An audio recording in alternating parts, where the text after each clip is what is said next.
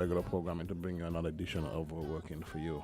Continue to provide you with very pertinent and relevant information as to what is happening here in St. Kitts and Nevis within departments, ministries of government, and so on, so that you can be informed as to how the government is actually working for you, its programs, its policies, its events, what is actually going on. Today we are going to be having a discussion on accreditation standards and so on. June 9th is World Accreditation Day. We will hear all about it. And I have with me in studio officials from the St. Kitts and Nevis Bureau of Standards who will engage you in these discussions. I have Dr. Marcus Natter, who is the Science and Research Manager and Quality Manager at the St. Kitts and Nevis Bureau of Standards, and Mr. Jermin Mike, Head of Standards at the St. Kitts and Nevis Bureau of Standards. Welcome to both of you. And thank you for being here today. Now, June 9th is the observance of World Accreditation Day, and it is being celebrated under the theme Sustainability and Economic Growth and the Environment. Dr. Natter, I'm going to start with you. What is the observance of World Accreditation Day? What is World Accreditation Day all about? Well, thanks so much again, Mr. Williams, for the invitation, and of course on behalf of our director, St. Kitts and Nevis Bureau of Standards, we are grateful for the opportunity to impart some knowledge about our work, and in particular at this time accreditation. When we speak about World Accreditation Day, it's held June 9th. It's organized by the International Accreditation Forum as well as the International Laboratory Accreditation Committee. And with this, the world globally looks at laboratory accreditation in particular. Of course, we recognize there's accreditation of tertiary institutions, higher institutions of learning and other areas. For us, at the Bureau of Standards, we are dealing with laboratory accreditation. So every June 9th, activities are held in commemoration of World Accreditation Day and looking at the importance of accreditation. This year, the theme, as you just mentioned, focuses around the way that standards and accreditation can assist in us reaching and attaining the Sustainable Development Goals, which of course were set back in 2015 and due to be met hopefully in 2030. And so World Accreditation Day globally will be looking at how we can work with economic growth to meet these Sustainable Development Goals. Right, so what is accreditation? When we speak about accreditation, what actually are we speaking about?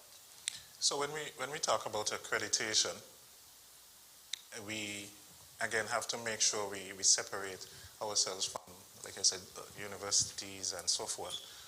However, accreditation is an independent assessment by what is normally called an accreditation body, a third party, to verify that a body is meeting a particular set of international or regional standards and exhibiting competence with those standards as well as impartiality, as the case may be. Now, I'd like to just mention that certification and accreditation are often, intertwined. And when we speak about certification, often we certify to a particular standard, and an entire entity, like the Bureau, can be certified, for example, to a quality management system, or an inspection body can be certified to do inspections. But when we speak about accreditation, we speak about accreditation to a specific product, a process, or service. So whereas a university can be accredited to teach a whole gamut of, courses, a laboratory is accredited to a specific test, and so, or tests, as the case may be.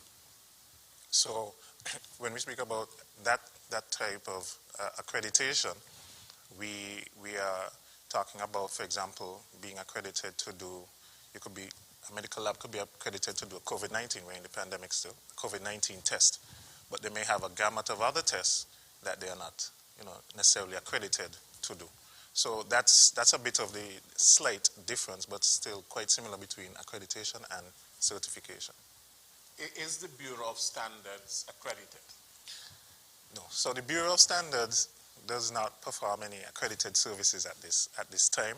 We are working assiduously towards accreditation. Right now, we are very close in our process towards accreditation for chemical analysis, specifically pH testing. And Mr. Mike, he wears another hat, and he is the head of air quality. And we are working towards accreditation to some of our indoor air quality monitoring analyses, specifically looking at toxic gases. And we hope before the end of 2022 that I can come back and say to you, yes, we are accredited to do these particular analyses. But notwithstanding, I just want to say that we still follow all of the internationally recognized standards in all of the testing that we do. It's just that we have not gone through that rigorous process of accreditation and have that final stamp of approval where we can plaster a nice certificate and say we are accredited. What does that rigorous process entail? Because I know, for example, before a college or a university gets accredited, you have to have certain things in place in order for it to pass the test, so to speak, yes, so that they can get accredited. So what would that process entail for you to reach to that stage of passing the test and being accredited? So it involves quite a bit. For us, in particular, we tend to, our whole region, I think, we tend to know what we're doing, but we never document it. And so one of the key components of working towards accreditation is making sure you document everything. Because the process of accreditation is to check the checkers and to check that what you say you're doing, you're actually doing. And you can only show that with evidence, forms, records, and so on. So that was our very first task. We knew what we were doing in a lot of areas, but some of the tasks were not fully documented. So that was a key component. And we have to also do some internal assessment before we invite a third party to come in. So we have to do our own internal audit on ourselves. Are we doing what we say we are doing? And can we prove that what we are doing is correct according to the standard? So those are the things that we are going through right now at the Bureau of Standards. And we will then call in, you would have to call in a third party to come and do what is called an external audit. And from that, they may point out some non-conformances here and there, which you need to then correct before being given the accreditation. Sometimes you get provisional, pending your completion of certain tasks, and then you get fully accredited once you meet all of those. Now, Mr. Mike, you hold the position of head of standards, and I suppose that, we are looking at standardization. We can speak about conformity assessment. I know that the Bureau has what you call metrology and so on there, but how can metrology, standardization, conformity assessment support the shift to sustainability in economic growth and the environment? Earlier, Dr. Natta spoke about air quality and toxic gases, and he spoke also about the Sustainable Development Goals of the United Nations. So how can all of these things, conformity assessment, standardization, metrology, how can they support the shift to sustainability in economic growth and the environment? It's a very loaded question, yeah? Give a loaded answer. Well, I just give a very a brief answer. Of course, what I give cannot encompass everything that it will take to make the shift. But we did something that we call a national quality policy, where it encompasses all of these aspects that you spoke of, where it spoke of conformity assessment, metrology, standardization, and so forth. And when you bring all of these things together, they build or strengthen the national quality infrastructure, right? When you build a national quality infrastructure, you tell, I guess, the global sphere or the global market that, hey, Sinkis and Nevis are doing all of these things. Hence, you can see, well, hopefully by doing this, you can have a boost in trade, which would have a boost in economics. When you're using standards, you can also, standards have a health and safety aspect to it. It also does have trade implications in terms of it can help you quell some of those trade disputes and so forth, where you can cost big money. I mean, we had a trade dispute, I mean, maybe a touchy subject, but we had a trade dispute with Belize before, right? And what's not, some of these things, although it didn't pertain specifically to standards, maybe would have been able to help us in that area, right? So that is just some of the ways that that those areas help us.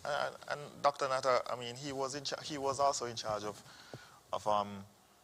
disseminating the information, especially for the national quality policy. So he has, based on what I say, I'm sure he has some stuff to say on it as well, right?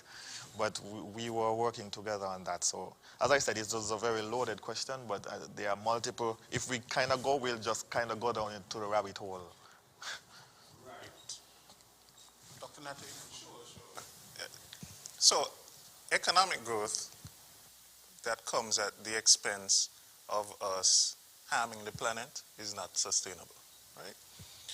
And accreditation and likewise standards are critically important to us not allowing that to happen. As I think it was Emmanuel Macron, somebody who said, right, there's no planet B. Right? There's no planet B. This is our planet. So the idea is how can standards, how can accreditation help us meet these sustainable development goals? And what standards do in particular is give us a sense of trust, right? Because when we make a product or perform a service that is meeting an internationally recognized standard, and then you get accreditation on top of that, we often say accredited once, accepted everywhere, okay? So that means if we have accredited services here in St. Kitts and Nevis, again, environmentally based to fight climate change, etc., that if we export a product, as Mr. Mike talked about trade, if somebody wants to perform, export their services, it is accepted everywhere. So accredited once, accepted everywhere. And that's the sort of mindset we want persons to have from our government right down to the man on the street. And so the Bureau of Standards is working hard to inculcate that in the minds of persons. But again, we ourselves as a Bureau, we are working towards accreditation for some of our analyses so that we can also say we are setting an example that we want to see other entities follow. Right, but having standards is one thing, but then ensuring compliance with those standards is another thing.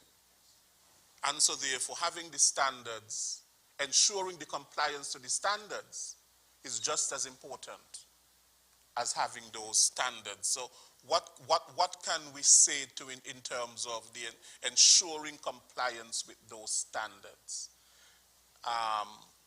Even with respect to the environment, we can speak about clean water, we can speak about sanitation, we can speak about the safety in terms of what we consume, in terms of our food, and all of that. So when we speak on standards and compliance to standards. Typically, a standard and a regulation, which is the compliant part, right? They're rather different, but they kind of work in tandem or they support each other. So for example, we may adopt a standard for packaged water. You just mentioned water, right? Packaged water. Packaged water can come in bottled, they can come in bottled, they can come in cans, they can come in cups, whatever, right?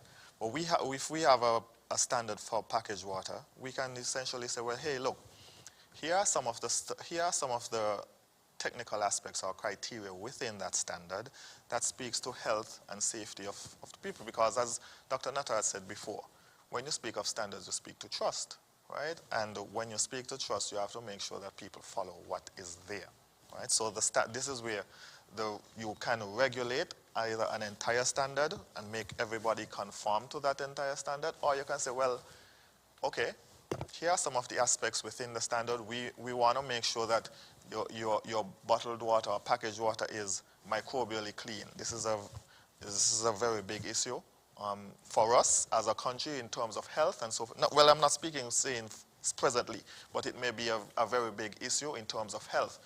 People drink bottled water and they trust that it is safe, right? So we may say, well, we want to make sure that this doesn't cause intestinal problems. And so we may say, well, hey, based on the standard, you have to make sure that it conforms to this particular aspect when it comes to microbial contamination of that product. And so this is how they work in tandem with each other, where you can regulate part of a standard or you can regulate all of the standard if you choose so, if you choose to be. It just depends on how important it is to the country, whether it is health or the environment or national security.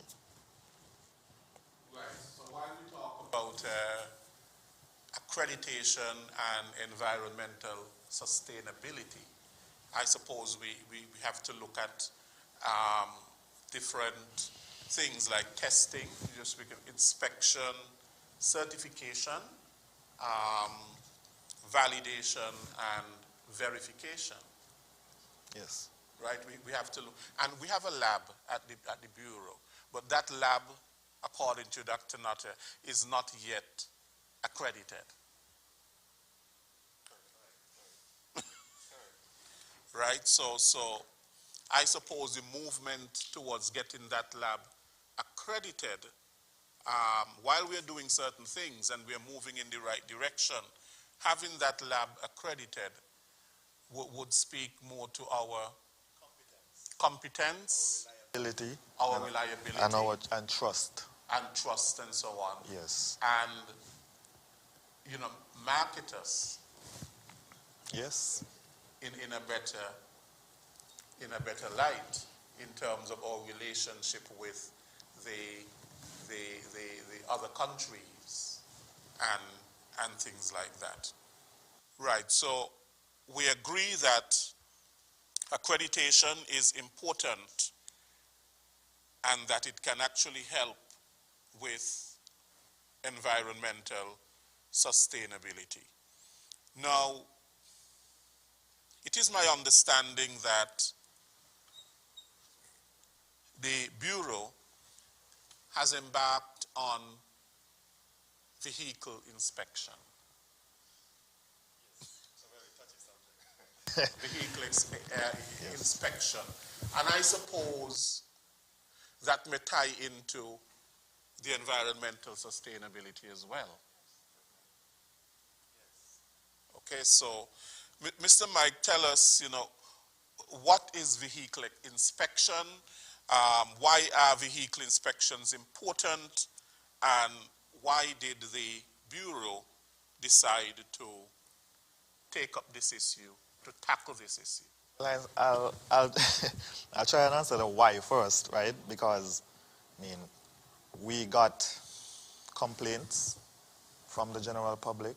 We also got complaints from the public sector, government offices, and so forth. So this is why we had embarked on that. Now, in terms of the vehicle inspection, there's two aspects to it. There's the one when it comes to importation, right? And then there's the one where you do it regularly, like every year, or for some other vehicles like the omnibuses and so forth, may do it 2 times per year.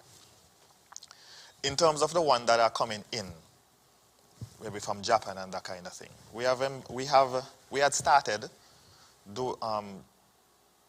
some work in that, where if you're ordering a vehicle from Japan, it is to be inspected before it enters our country. Therefore, when you get a vehicle, when you order a vehicle and it lands in St. Kitts and Nevis, it's supposed to be able to drive safely. Now, we have had the issue where people order vehicles, they come in, something is wrong with them. They have to go spend a lot of money and so forth to get these fixed. They're not properly tested. There may be some radiation contamination. We don't have radiation here, but over there may have. So all of these things, and so you may have an irradiated vehicle coming into the country and so forth. So these are some of the things that we kind of have to look at. Now, in terms of having it in St. Kitts and Nevis, we are mostly looking at roadworthiness to ensure that once your vehicle is tested, you check your brakes and lights and all of that thing. The mechanics are very versed in what should be tested and so forth. But we want to make sure that your vehicle is roadworthy. And that inspection should carry a lot of weight, because you want to make sure that when you drive, you feel there's a level of confidence in that inspection that was done. And so far, the general public don't seem to be confident in the inspection. So we embarked on it to, essentially, one of the other reasons why we embarked on it is to harmonize the inspection process across the varying mechanical shops or inspectors, the vehicle inspectors, to make sure that if you go to Tom, he's doing the same thing. Go to Dick, he's doing the same thing, and Harry is also doing the same thing. So no matter where you go, you should be confident in the vehicle inspection that you get, and trust the vehicle inspection that you get. Right, so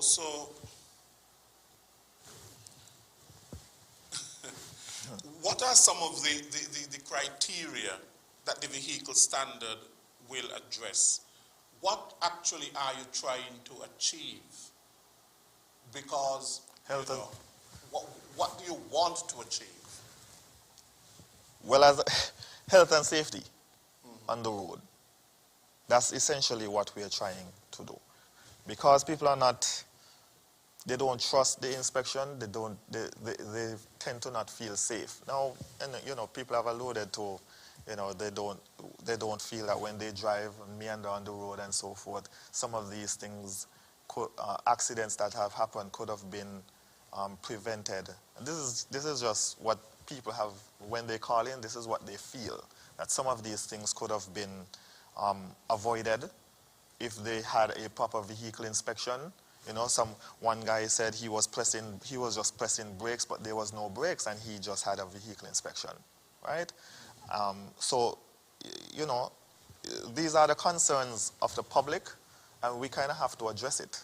And the only way well, not the only way, but one of the ways to address it is by getting all of the varying stakeholders, those that drive vehicles and those that inspect vehicles and those that regulate this inspection process, bring them together and say, well, hey, look, how can we tackle this problem? What are some of the things that we know we need? What are some of the tools and expertise that is needed in an inspection shop to ensure that this particular shop is qualified or can be certified to a particular standard, to say, hey, I have all of the necessary things in place, I can be a vehicle inspector. As it is right now, we don't necessarily have a standard. There's something within the Police Act, right, in terms of what you have to do, but maybe enforcement is an issue. I'm not entirely sure, but we are tackling it. As we go along, I guess we'll find out some of the issues why some of the things are not done and whatnot. Because it seems to me, Mr. Mike, that if you're going to be speaking about vehicle inspection, and you're going to have certain inspectors, then there must be some standard. There must be standards that you can say, well, look, this is what we are looking for. This does not live up to a particular standard when the inspection is done. This falls below, you know, it gets a failing grade or a passing grade or whatever the case is. So the standard would be that which the inspection is actually judged against.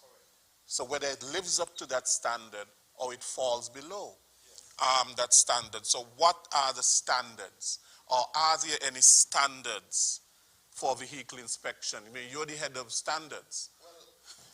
Yes. So we have looked at a few. We are looking at a few. One, we are looking at 2 Caribbean one. I think one was Bahamas. One is Bahamas. Another one is from St. Lucia, but we are also looking at an African one, a Nigeria one. Now, when we first got the stakeholders together and we mentioned that we had a Nigerian standard, a Kenyan standard. It was a Kenyan standard. You know, people started, you know, kind of chuckling and so forth, not knowing that this standard is extremely stringent, right? It's very, very safe. For example, they do not allow, they drive on the right-hand side. The steering wheel is on the right, and whatever. They do not allow any vehicles whatsoever in their country that is left-handed. And this is, they cite health hazards associated with it, right? Like basically, if you're on the left-hand side, you can't, if you want to overtake another vehicle, you cannot see, and so forth. So they had enough data to justify their position. Now, so, would we want to do that here in St. Kitts and Nevis? Maybe, maybe not. The discussion hasn't reached that far as yet, but we're looking to see. We're making sure that we have a harmonized checklist. You know, every time you go to the vehicle inspection, you have a checklist that they are supposed to go through, right? So we're making sure that there is a harmonized checklist on board. And we would be looking at those 3 standards to see what it is that we can use. Essentially, what we would be doing is developing a national standard. Essentially what we would be doing. Or we may say, well, okay, we like the Bahamas one, so we may try and adopt the one from Bahamas since they already have it already nicely tailored. But there are a few options that we are looking at. It just depends on what our stakeholders and so forth would like. You spoke about, let us take, for example, our roads. Let us take our weather, the climate here in St. Kitts and Nevis, and how that may impact on the vehicle. So, for example, let us look at tires. For example, one may ask themselves, why it is that my tires wear down so quickly? Am I using the right tires? Is what I am getting, are the snow tires? So when we look at other countries, well, one of the countries that is very stringent on tires, Jamaica. When it comes to especially used tires, they inspect 100% of their used tires. They do not allow any tires to pass through, especially if it is used. But you are quite right in stating that we should not allow any tires that are not rated for our weather to pass through our borders. And tire inspection is part of the importation process based on used vehicles that are coming in, and even when you're doing it here domestically.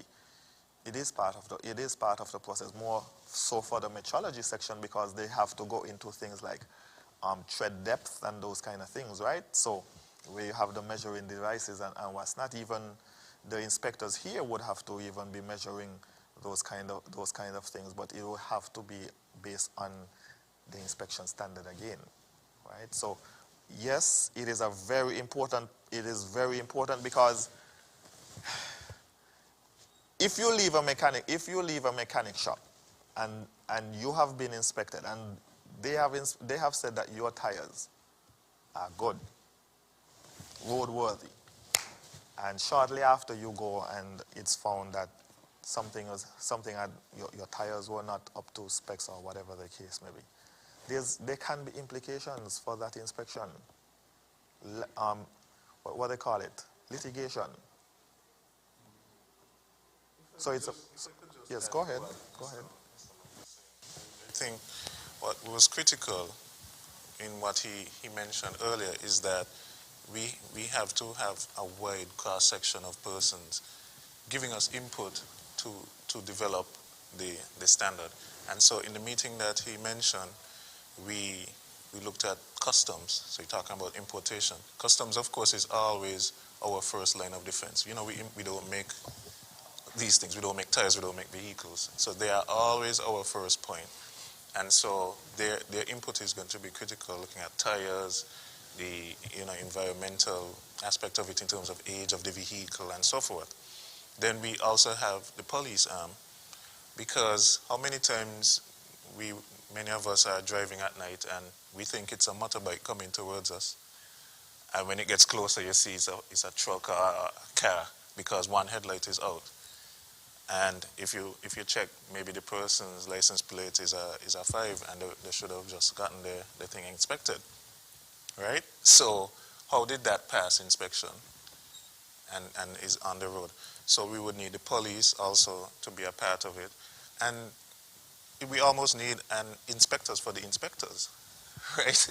Because if you are going to an inspection body to check your vehicle and they check 5 things, but the checklist has 20, yet they check off all 20, we need persons to be able to inspect them as well and make sure they are carrying out the inspection correctly based on the standard that we are working towards developing. So it's a whole web of different entities and persons that are needed, and we are continuing. We had one meeting already. We are continuing to meet with stakeholders to make sure we cover all our bases when we develop this standard, and ultimately put some regulations to it so that people will comply, because you can't just go on voluntary compliance nowadays in many instances, and especially when you're dealing with health and safety and so on, you have to be very strong and stringent in terms of your regulations. But the first step that we are doing is developing the standard. We are not saying that we are taking over inspection from anybody, Correct. right? Because I don't want the police to say that while we're here, they're saying who gave Bureau of Standards the authority to do this and so forth. Inspection, right? We are not taking. We are just developing the standard to govern or to help in the process of. Okay, so you're just developing the standard. You are not involved in the certification. We can be, yes. But at this point in time, we are not, but we can be. Okay. Yes, can because be we are the national certification body, right? So yes. So you would have to have people who are certified. You'll have to have people who are knowledgeable in terms of the standards that you would formulate, so that these inspectors would basically know what it is that they are to look for when they are doing inspections.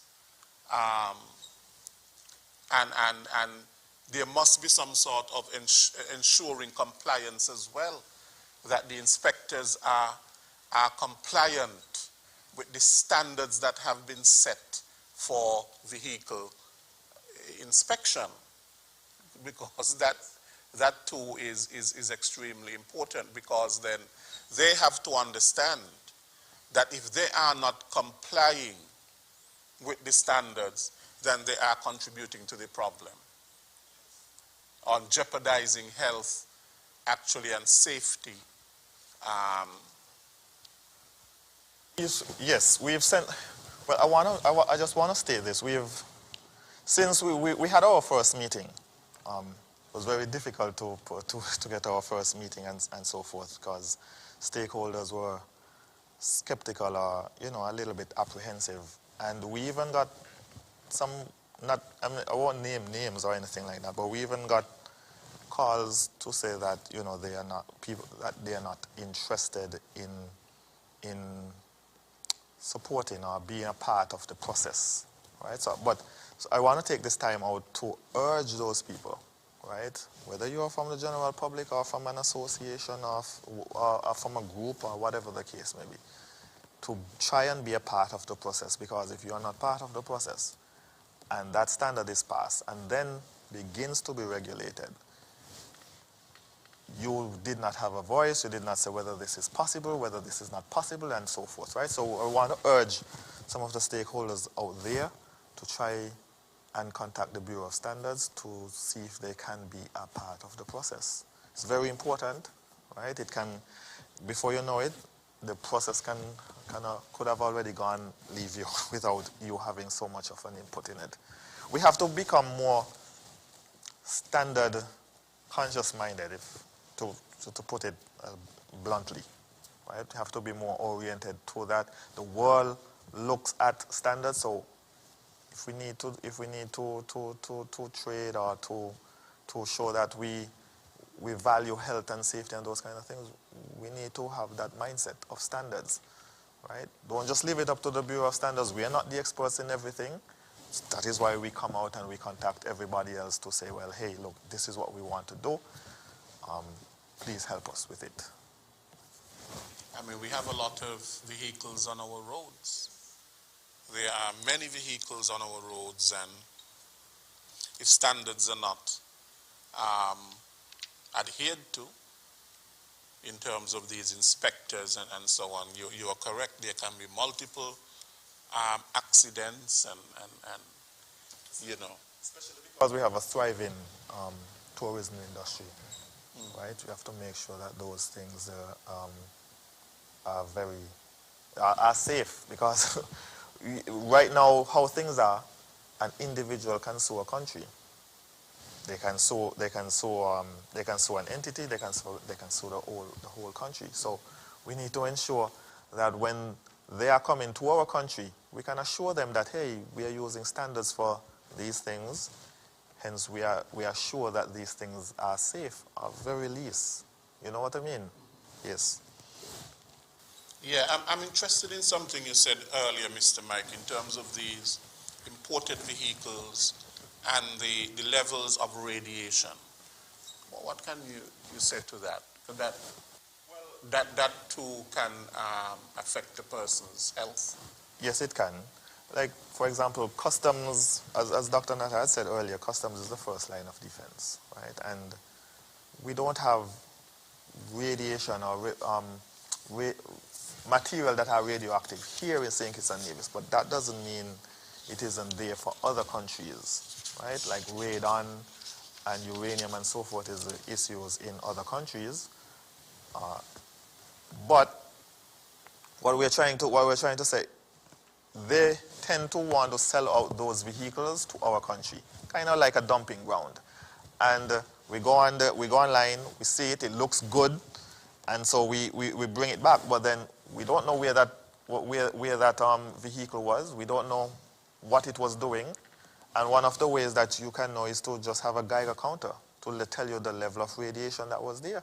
I'm sure we could probably be driving, some people could probably be driving in some of those vehicles, but we don't know, right? So these are just some of the things that you would never have thought of radiation in a vehicle. As far as you know, it looks good. But there are some things that you can't see can hurt you. Some things that you can't see can hurt you. And so it is one of our duties to ensure that whenever you buy from out there, that it is a safe buy. Okay, so we are speaking about, it is such an important issue that we are discussing in terms of the health and safety, the implementation of standards to ensure that, there's health and safety and so on. when can the public expect to have these standards? Is there a timeline? You- you- you're right to chuckle because it depends on the vim or the fervor of the stakeholders and how well they want to participate in it. Right? We can go ahead, as I said, not a mechanic. None of our Bureau of Standards staff is mechanic, right? So if we were to do it by ourselves, it will take us a long time. It will take us a while. And even if we were to say, okay, we complete it, who would use it? As far as they're concerned, they didn't have any input in it, right? So why is Bureau of Standards coming with this? So the time frame is dependent upon the stakeholders and how quickly they would want it. Now, just because I don't want to seem like too totalitarian, but just because they don't want to, if they decide to drag the process out and so forth, the standard process will still continue. This standard is coming. It's just a matter of how quickly we can get it done.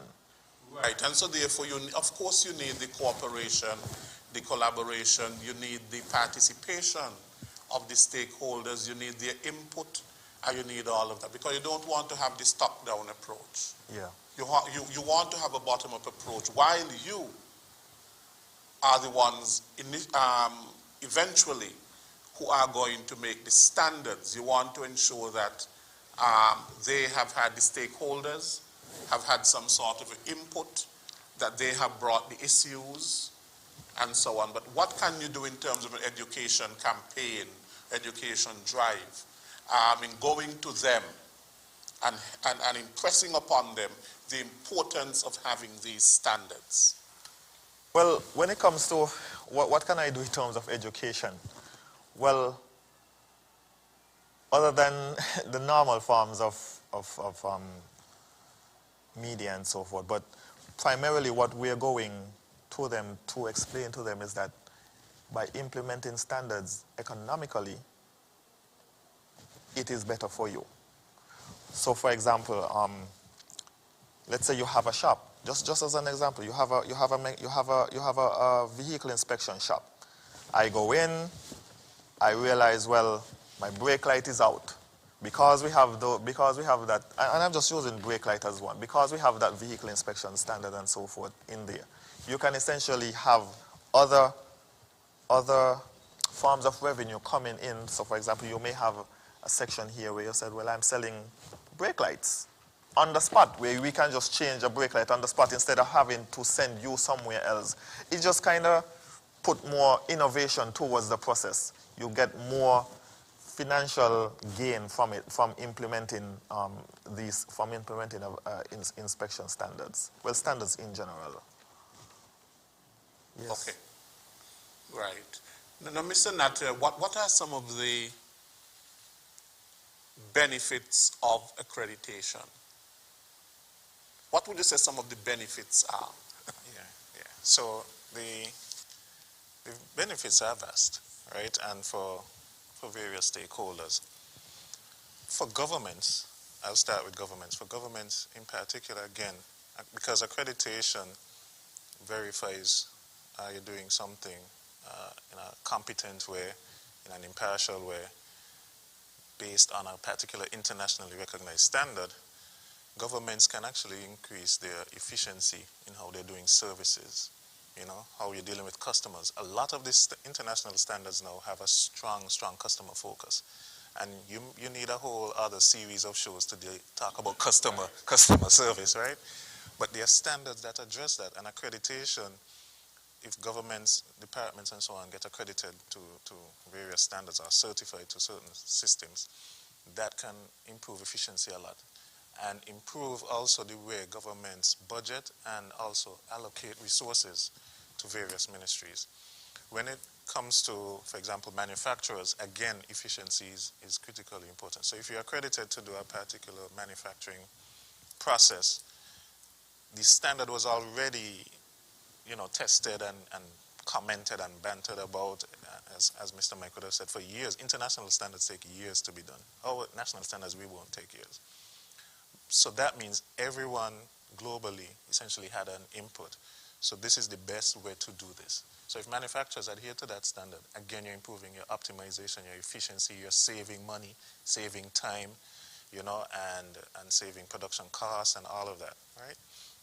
When it comes to us as the consumers now, what accreditation does, as we've been saying today, is gives us that confidence, right? Gives us that confidence. There are a lot of things that we buy in stores, and we don't realize they have, you know, labels on them that have standards, because standards are, for example, ISO. We haven't even mentioned ISO today, Mike, but ISO is the International Organization for Standardization, and they're like the top organization when it comes to standards, and St. Kitts and Nevis is a member of ISO. So you always see these codes: ISO 14001, ISO 17025. So if you look at some of your devices, sometimes you see these codes. That tells you, that gives you that confidence, right? You see energy efficiency labels. All of these things give you confidence that what you're buying is quality in our layman terms, right? And so for consumers, accreditation gives us that trust, that confidence to go out and buy something. So if Mr. Williams, Leslie Williams, has a label that shows his product is accredited, but Marcus Natter's own, right next to him on the shelf, doesn't have that label, even though yours might be more expensive, I'm going to go and, as a consumer, and get that one because I'm assured, okay, this is a product that has been tried, tested, proven, right? And so those are the benefits overall. Now, as Mr. Mike was saying, with standards that are voluntary, and then sometimes we turn them into law, the reason people follow standards, even though they are, you know, voluntary unless made into law, is for all of those benefits that I talked about. So when you put that seal of approval, that seal showing, hey, I'm adhering to this standard, that gives your consumers confidence to use your product or your service. And again, we're talking about economic growth and sustainability. That is what accreditation gives to us all, from the government right down to us as consumers, the man on the street. So you think that accreditation is somehow played a pivotal role in terms of climate change? Yeah, definitely, definitely. You know, climate change has sort of become sort of a buzzword, and people just say it by the by. But for us here in St. Kitts and Nevis, especially, it is really, really critical because we see the effects of climate change way more than the larger countries. We could see the shrinking shorelines. We could feel the more intense hurricanes and storms and so on. So our adherence, as well as the international community's adherence to certain standards that deal with, again, energy efficiency, that deal with how do we deal with toxic chemicals and waste, how do we dispose of them safely, all of these things that contribute to climate change. How do manufacturers use, you know, standards to make sure that their processes use less or emit less carbon into the atmosphere and so on. All of that would help, you know, climate change and reduce its effects on us. So accreditation is extremely critical now. A lot of companies, especially in the industrialized world, are using standards, looking at accreditation to certain standards to ensure that their carbon footprint is reduced and that greenhouse gas emissions are significantly reduced. Right, right. Now, I know that World Accreditation Day is about 2 weeks away. Okay, it's on the 9th of June. Do you have any plans of how you're going to celebrate it? Is the Bureau going to do anything? You know, it's not one of those days, I think, that the public has a lot of information on. You know, and so on. When they hear World Accreditation Day, they probably don't know what it is, and that is why we are having this discussion. So, what plans do the Bureau have to recognize this day? Yes, so the pandemic unfortunately curtailed a lot of our activities over the last 2 years. This year, we want to make sure we do something in recognition of World Accreditation Day. One of the things we will do for sure is put out a video that explains exactly what is accreditation and what the Bureau of Standards is doing in that regard to promote accreditation and to for our own bureau seek accreditation as well. We would have loved to say on World Accreditation Day that we are accredited to do a particular test and so on, but we are not quite there yet. So hopefully next World Accreditation Day, if all goes well. But one of the other things we would do is put out some information for the public as well to digest.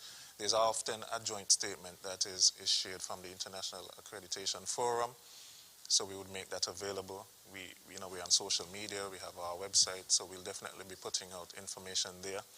We've had accreditation day fairs before, but this year we won't be doing that. So primarily we'll be using our social media platforms and using the good services from your department as well. I think it's Nevis Information Services to again reach the public, not only here in St. Kitts and Nevis, but of course in worldwide, and let them know that we here in St. Kitts and Nevis are serious about accreditation, serious about quality in terms of everything that we do here in St. Kitts and Nevis.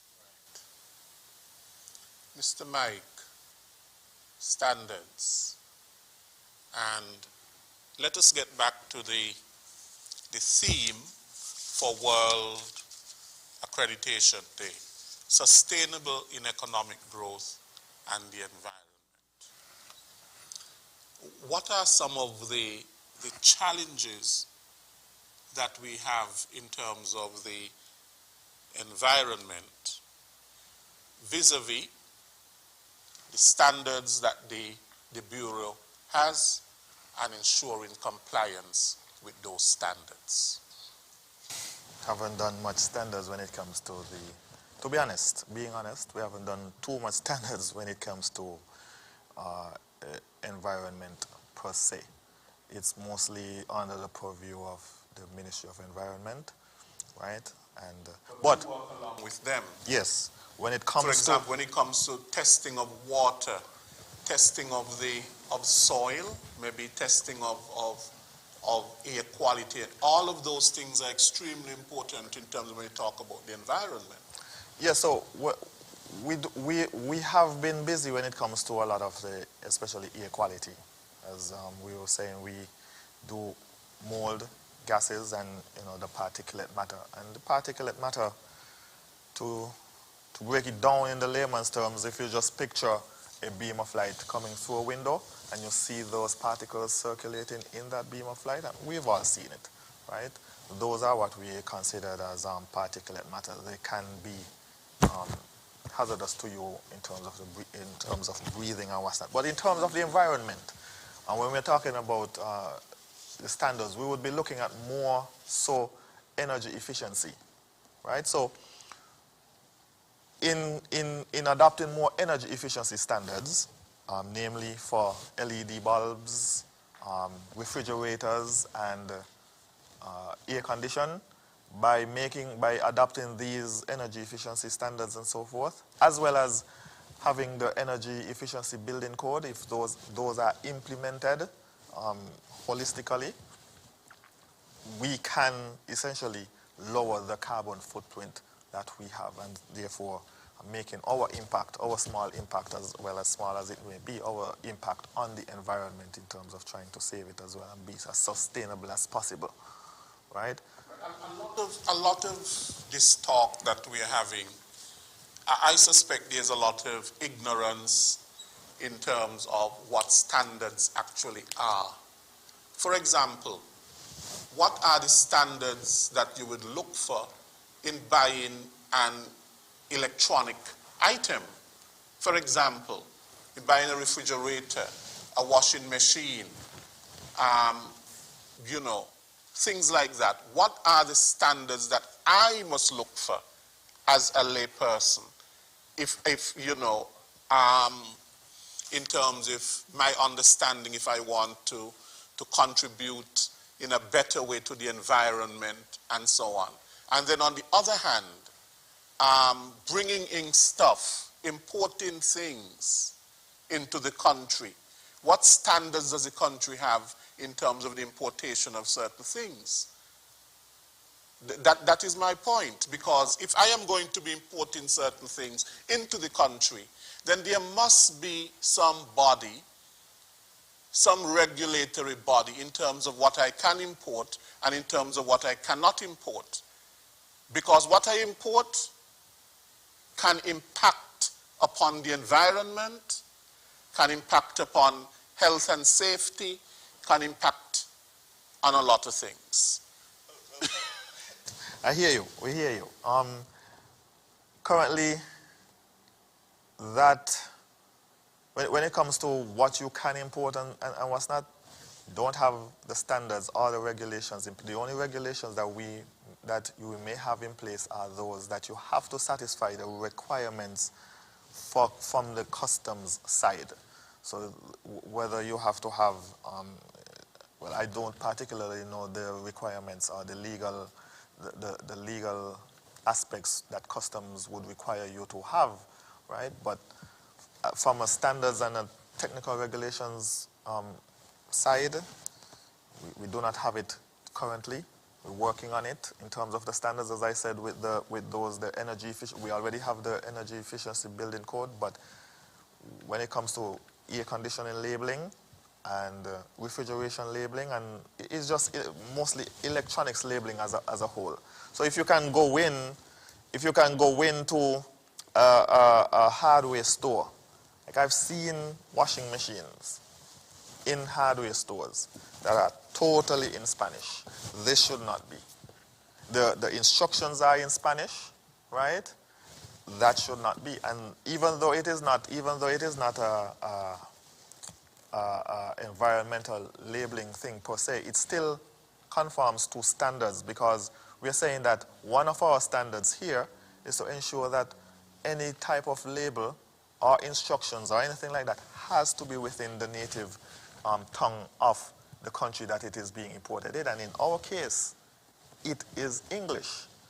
I don't care how much Spanish speakers here or Chinese speakers or whatever speakers, our official language is English. In fact, the world is so, you know, we are living in such a cosmopolitan world, you know, plural, the plurality and so on, that nowadays you have labels in more than one language. Which is permitted. That's right. That's totally fine. Of course, it's in the language of the country, but then there's nothing wrong in having it in Spanish as well. Correct. Or any other language that people. But as I said, those things are not issues that we have here. The issues that we have is they're in a single foreign language. Toothpaste is there. Certain instructions for cars, right, are there. Refrigeration, electronics, right. Food. Many of these things they're just. And yeah, I mean, sometimes you import these cars, you know, and you turn the thing on and you're hearing this Chinese language. You can't understand what it is. The what you call these, the sets, you know, and so on. You don't know how to operate them, and that sort of thing. One of the most insidious things that I have seen is we would import goods to St. Kitts and Nevis. They would on the individual labels would have a foreign language, but on the customs forms and so forth, they are in English. So from the customs side, everything is in order. Here are the items. The ingredients are in English on the items. The instructions are on the farms and so forth. But when the product is being sold to a retail, it's a different story, right? So these kind of things slip through, and it seems like the importers know that they're not supposed to do it, because why would the customs forms be in English, but then when it comes down to the actual item, it is in a different language? So you know? We've been working on some standards and regulations to deal with that in terms of labeling, and working again closely with customs training, looking at training and ensuring, like Mike said, you can't open every single package, of course, but products should not, especially products that you're putting in your body or on your body, creams and these things on face and that, those things should always have an English translation, no matter what language it is. So we're really working towards getting some regulations for that. In terms of the in terms of the environment, I know we've been looking at an environmental management system standard, and that one is particularly important for businesses that want to operate, hotels, for example, in an environmentally sound manner, right? So that they can, also say, hey, we're a green hotel, for example, or a green restaurant, which is something that, again, attracts consumers and helps with economic growth in those particular sectors. So we are looking at standards in that regard. We're working again with the Ministry and Department of Environment in terms of that. So those are there are several things. I know Mr. Mike, his department has over 200 standards they're looking at, and that's just a drop in the bucket because there are tens of thousands of standards worldwide. So we're working hard. We're working hard to bring that sort of standards culture and quality culture here. Yeah, Mr. Mike, I'm going to go to the phone lines, but I want you later to tell us some of the standards that your department is actually looking at and working on. Right? The numbers to call are 466-2666, 466-2666, 662-8674, 662-8674, 767-4765, 767-4765, and the overseas number is 1-239-645-4500. That is 1-239-645-4500. We welcome your calls. Some of the standards that we're looking at, I'll probably just tell you the sector, right? So we're looking in stuff like wood, lumber, looking at steel, concrete and aggregates and that kind of thing, as well as tourism standards and some food standards in terms of like fresh fruits and agriculture. I mean, there are others, but those are essentially the main types. And so even when it comes to things like steel, we're saying, if you were to read those standards, I'm not really the expert on steel, but when you read those standards, you will see that no steel is supposed to be sold with rust on them, right? But I mean, you know how it is. you know how it is here in St. Kitts and Nevis. Even with some of the lumber, we just use lumber just like that. But then here in the standard, you're saying that depends on what lumber you're using, they can only be treated with such and such, or even when it comes to handrails, they may tell you that the lumber that is to be used is supposed to be untreated. It speaks to some of the construction standards. It speaks to how what kind of concrete is supposed to be on a sidewalk. It speaks to even the pavement on the road,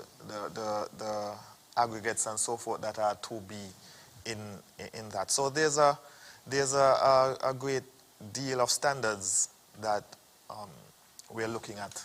As we said, over 200, I think it's like 211 or 212 standards that we are looking to adopt, which have already gone through the process. So just around the corner, they should be gazetted to say that we have officially adopted them for use. Most of them are from ASTM, that is an American based entity that is mostly for construction and the engineering stuff and what's not. Then there is the Codex standards, which is mostly for food and agriculture. And then there is the ISO standards, which is, we were looking, as I said, a lot after tourism and related services standard, especially when it comes to beach, because that is one of our natural resources that we have. We may not have oil and gold and so forth, but it is one of our natural resource, and we show tourism have actually started to implement some of the not recommendations, but the rules in the standard. So, for example, I'm not sure how when you have been to the beach, but they are trying to put down bathrooms like bathroom facilities, right? They're trying to have a lot of signage. They're trying to demarcate within the beach in terms of what is used for recreational swimming, what is used for sports and that kind of thing. They're trying to implement, well, I've seen that they're trying to implement. I mean, I kind of like where they're going with it and how they're using it. And it is a great marketing tool for them, actually, because when tourists see those kind of things happening, you know, you speak to their comfort level. You're speaking their language. All of a sudden now you have this boom and so forth. You get feedback and that kind of thing. You get more tourists. You get more. I guess everybody, you know, you get more coverage and money. Right. So yes. So I go back to the point that I made earlier, and I know that I am belaboring that point, but standards, they are one thing. Ensuring the compliance of those standards is something else. What can you tell me in terms of the latter, in terms of ensuring the compliance with the standards? How does the Bureau of Standards, what role does it play in ensuring that you have inspectors or whatever that are ensuring that these standards are complied with? So, sometimes, not all of the time, the purview falls under the Bureau of Standards. What we would be the gateway or the gatekeepers for those standards. So, for example, I just told you about tourism standards. We don't do anything about tourism, we don't know, but we are the gatekeepers and we know where to find those standards that tourism may need to use and enforce within their particular sector. So, just like even with the vehicle standards, we can create a vehicle standard, and the tourism is the one to enforce parts of that vehicle standard within their sector. Right? So it's not all the time that we would be the custodian, so to speak, of those technical regulations to enforce them. So suppose I have a complaint. Who do I complain to? For example, if I have a complaint that something is not going according to the standard, who do I complain to? Is there a body that I can complain to? Is there somewhere that I can go to file my complaint? And if people are not complying with the standards, because we speak about the importance of those standards, especially we're talking about vehicle inspection. Yes. And the fact that if people don't comply with the standards for vehicle inspection, that they can create a lot of havoc in terms of health and safety and so on. Well, if someone is not complying with the standard, there's not much you can do, except Can't you find them? You have an act, don't you? You have a Bureau of Standards. Not if that's not if that standard is not being regulated. That standard has to be regulated. So, for example, if we have the labeling standard, if it is being regulated, right? Then if someone comes and to the Bureau and say, hey, look, so-and-so is not complying with the standard, then we can say, okay, we can either pass on the complaint to Consumer Affairs, or if it is under our purview, we can essentially take on the matter and find out what it is. Maybe somewhere under environment where they're saying, hey, this beach over here is letting wastewater into whatever the case may be. No, the relevant entities may be Sustainable Development, Ministry of Environment, Ministry of Health, or the plus Bureau of Standards, of course, because we would come in from the testing and conformity assessment side, right? But all these government institutions would be coming into place if you were to make a complaint of that nature. So sometimes it's not just one, it is many, and sometimes it's one, and sometimes it falls under our purview, and sometimes it doesn't.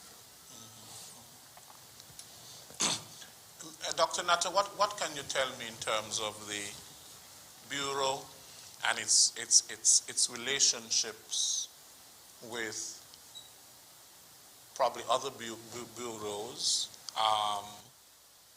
in terms of international cooperation, capacity building?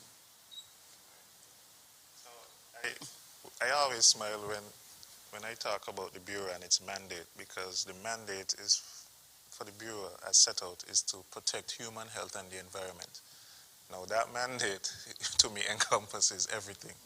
So in that regard, we have quite a number of affiliations. Mike mentioned the standards bodies. We are also the World Trade Organization's inquiry point for technical barriers to trade.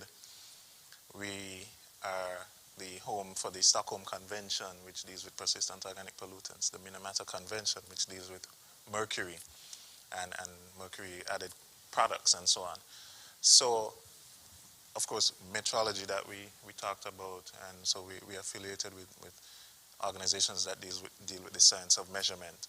So our reach is so vast, regionally and internationally, that we have lots of meetings and seminars that officers have to be a part of. So at the Bureau, it's really a great opportunity, and I'm trying to do a job pitch, but the opportunities are vast because of all of these interconnectivities with all of these various international and regional organizations, for our officers to gain a lot of experience and a lot of real-world experience. Because, again, as you mentioned, we have a laboratory, and that laboratory deals with chemistry, microbiology, metrology, air quality. We have our standards departments. So when you think about that, all of these opportunities are there for capacity building. And although we are a small entity, what we often try to do is encourage officers, even if you're a chemist in the chemistry lab, to also work with the microbiology department, to work with the air quality department. So again, we sort of building a cadre of officers who have, varied experiences, varied skills, and continue to develop these skills as well. Right. So recently you had the World Metrology Day, I think, which was on the 20th. The 20th of May. The 20th of May. What was the focus of that day, Mr. Mike? World Metrology. I don't. To be honest, we have to be honest with you at this point. And I think that the theme was metrology in the digital era, right? Okay, but So my question is, how is digitalization helping in transforming metrology, or revolutionizing the area of metrology? So I could probably jump in a little bit on that. None of us are actually in the metrology department, so we would leave that for the expert. Yes. But we all work in the Bureau of Standards. So of course, metrology is the science of measurement, and a lot of symbols that you see typically for metrology and their organizations is still a ruler or a slide rule and these kind of things. So I know the theme this year, this is 2022, everything is electronic, or most things are electronic and digital. And so the emphasis there was on the digitization of a lot of the work that's happening in metrology. So, for example, in the medical field, blood pressure gauges have gone from being, mercury-filled thermometers and nurse squeezes the little tube and so on, to digital, temperometers, which are the ones that check your temperature in your ear and so on. Even the regular thermometers that check your body temperature. All these are digital.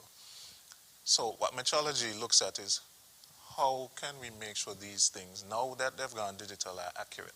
Because I can tell you there's still a lot of people in the field, nurses in particular, who do not like the digital equipment. They feel it's less accurate. So metrology is the field that now comes in and looks at verifying these devices, calibrating them frequently and on a regular basis to ensure that what they're reading is correct. Yes, and I'm happy that you touched on that because, especially now with the COVID, we have a lot of these thermometers, you know, like thermometer guns and all of these things. Who actually he deals with the calibrating of those to ensure that they're giving some sort of a correct reading? Our metrology department verifies these temperature guns. I can't promise you that every single one was verified by us, but I can tell you in our school system, those that the schools are using, they first brought them, the Ministry of Education or the schools themselves brought them to the Bureau for verification. Of course, over time, and if they're misused, you know, they're dropped and so on, the readings could be slightly altered. So we still want to encourage persons to visit the Bureau and have these devices verified. We verify them free of charge for everyone. I don't think we charge anyone any fees in that regard because if they're not properly calibrated, you know the confusion and what can happen because of that. The you know, improper reading and certain number of clicks that you can only pull the trigger a certain amount of times before the calibration is out, right? So we, as Dr. Natta said, we urge them to still bring in their thermometers to make sure that they are reading properly. And there are some of them now that, you know, it's not the guns, they have them stationed, you know, just look at them like that and they give you some sort of, they even speak to you, they tell you to wear a mask when you're not wearing a mask and things like that. So our metrology officers are quite good and they would be able to verify these types of devices and other electronic devices. Even scales are now, measuring scales with weights and so on, are going digital, and we again offer that service at the Bureau of Standards where we verify scales. That's another critical thing because, again, even restaurants, you may be weighing something to prepare a meal, and you know that deals again with health for human health and so on. So, you know, we encourage persons to use the Bureau of Standards. We have lots of services that we provide, so you can easily come by and inquire. Especially within the health sector, the scales can be quite useful for you, especially if you're recommending medication based on BMI and those kind of things. You for sure need to ensure that your scales are calibrated and reading correctly. Right. Yes. Or maybe it was for blood pressure or whatever the case may be, as long as you're recommending medication based on weight. And you know, when you go to the hospital, they always ask you your weight and that kind of thing, Right. So they have to be calibrated and recalibrated? Yes. Right. Yes.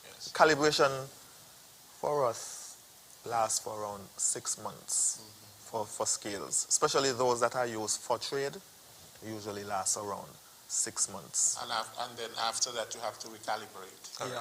Correctly. And even at the Bureau, we have to make sure our devices that we are using to calibrate other devices are calibrated. So we have to calibrate our own equipment as well.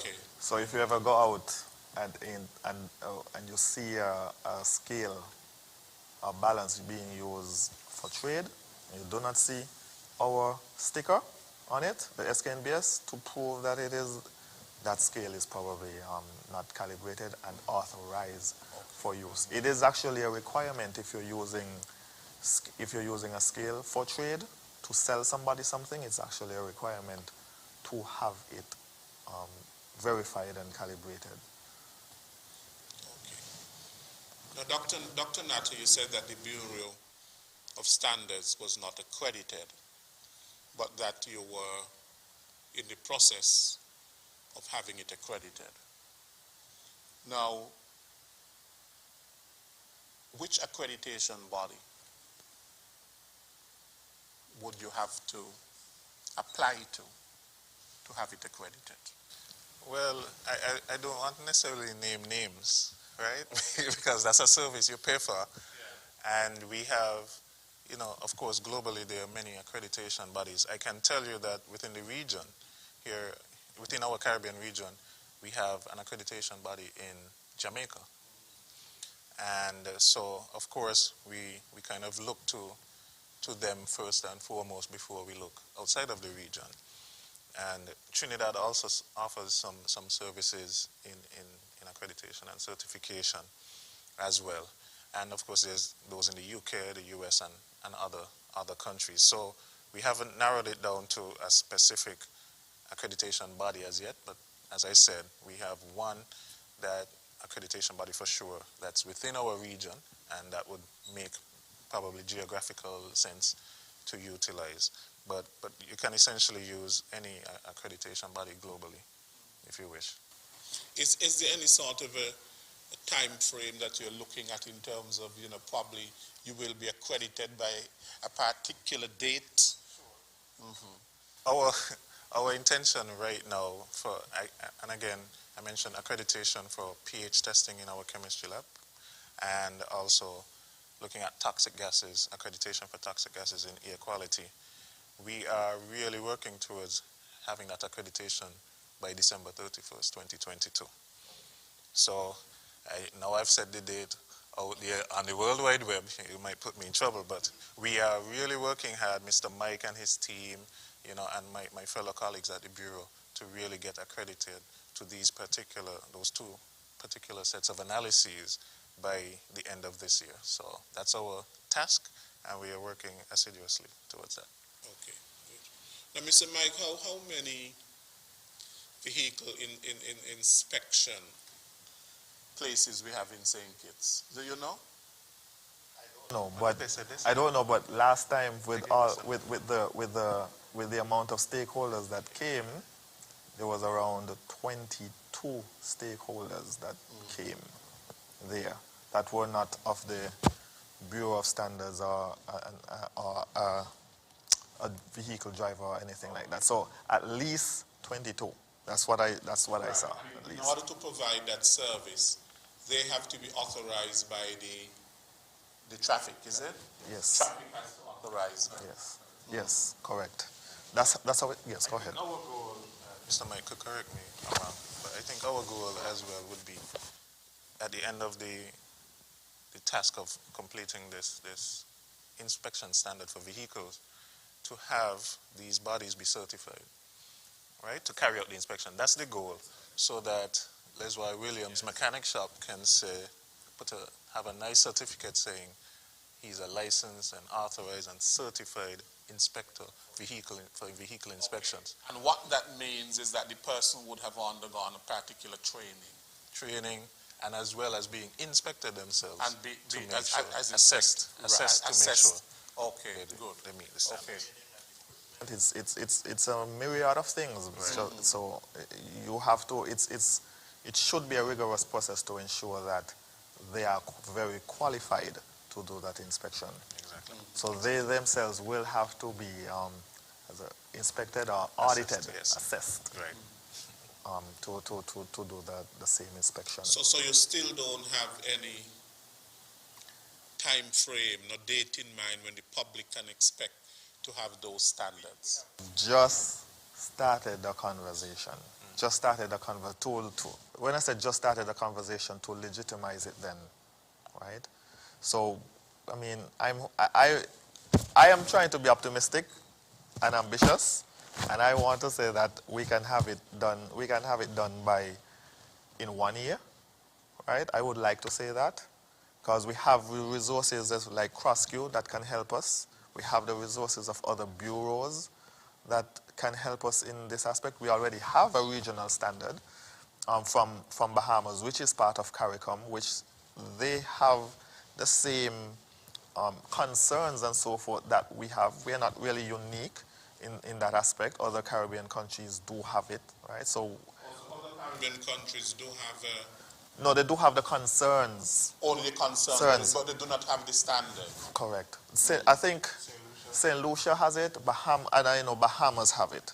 Right? They have standards I'm with not respect to that. Yes, I'm not sure if Jamaica or Trinidad has it and Barbados and so forth, but I know those two specifically, they do have it. So you are looking to them as a sort of as a guide. Yes, exactly. In terms of the best practices. Yes. In the beginning, it may not be. In the beginning, it may not be too cumbersome, but it's just to legitimize, to make sure that what they say that they are doing, they're doing. Just like when Dr. Nato said, when it comes to the accreditation process, we already know what we're supposed to do, and we already know what we're doing. Is to ensure that you do it, right? I could say with a chuckle that when we mention that. But ensuring that you do it depends on you. You're the ones who have to do it. Yeah. Well, can be. It doesn't necessarily, that's what I said earlier, it can be where we are the ones that do the certification process, but we may not, there's also the arm of the police to ensure that, because they're the ones that they have to go through, we can't just take it away. As the scene develops when it comes to that, I will be sure to come back if I'm invited to let you know how it is progressing. Yes, but it is very early at this point in time to say. Right, but somebody has to take the ball and somebody has to run with it. Yes. Well, we've taken the ball. Right, so therefore you run with it. Okay. I think we're out of time, but is there anything that you want to say before we go? Well, speaking of the vehicle standard, I would just we should have another meeting sometime in next month. We've already sent out the emails and whatnot. So we have already sent out the emails of the standards. We have already sent out a sample of the inspection certificates and so forth to those that attended. But even if there are other people out there that have not attended, we would still like them to attend. Although I don't have the exact date here, persons can call into the Bureau of Standards at 467-4098. They can ask for me or the director or whomever, and we can give you an update on the date. Typically, we usually have it at the Nagico building, which is where our Ministry of Trade headquarters is.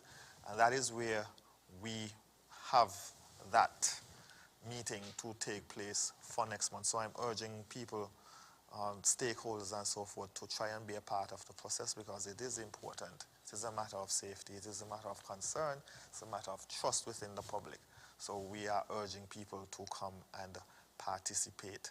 In terms of standards on a whole, even though some of the standards are not per se regulated, the public has a lot of power, and they know certain things are wrong based on the complaints that Consumer Affairs, which is in the Ministry of Trade, just like us, and as well as the Bureau of Standards, as well as health, we know consumers know what certain standards are, because the world is a global world right now, right? No place is too far in this day and age. So the internet is right there for everybody to gain knowledge. And so we're asking them to do some of the policing for us at this point in time, where there's an absence of regulation, because they do have the power to say, I'm not buying that, right? Because it does not meet a particular standard. Yes. Dr. Natta? Mr. Williams, we had a great conversation, and I hope the general public, gain some knowledge about accreditation standards and what we actually do at the Bureau of Standards. So World Accreditation Day, just to remind persons, is coming up on June 9th, and you can look forward to seeing things in social media online about World Accreditation Day from the Bureau of Standards.